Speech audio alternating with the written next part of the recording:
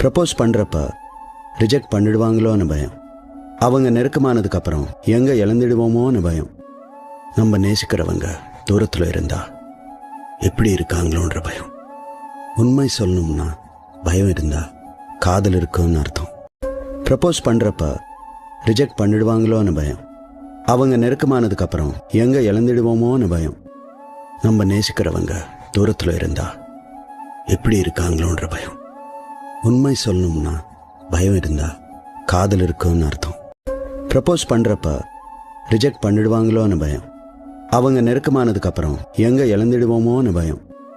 நம்ம நேசிக்கிறவங்க தூரத்தில் இருந்தா எப்படி இருக்காங்களோன்ற பயம்.